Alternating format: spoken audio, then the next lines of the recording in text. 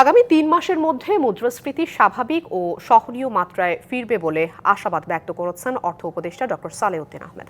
মঙ্গলবার সকালে সচিবালয়ে ক্রয় কমিটির উপদেষ্টা পরিষদের বৈঠক শেষে তিনি কথা বলেন। মুদ্রাস্ফীতির কারণে মানুষ কিছুটা কষ্টে আছে জানিয়ে উপদেষ্টা বলেন, মুদ্রাস্ফীতি সহনীয় মাত্রায় এলে পরবর্তী ২ মাসের মধ্যে অর্থনীতিতে তার প্রভাব পড়বে। চাল, ডাল সহ নিত্যপণ্যের পর্যাপ্ত সরবরাহ বাজারে আছে দাবি করে অর্থ উপদেষ্টা জানিয়েছেন, সরবরাহ আরও বাড়াতে উদ্যোগ নিয়েছে সরকার।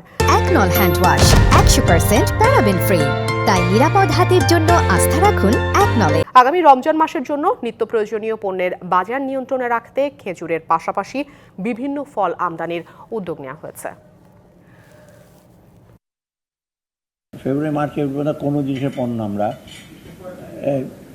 এসে দেব না। এই জন্য তো আজকে চাল, ডাল, সার এবং অত্যাবশ্যক কতগুলো জিনিসপত্র আমরা বলে দিতেছি এবং ডেইলি কিন্তু দেওয়া হচ্ছে।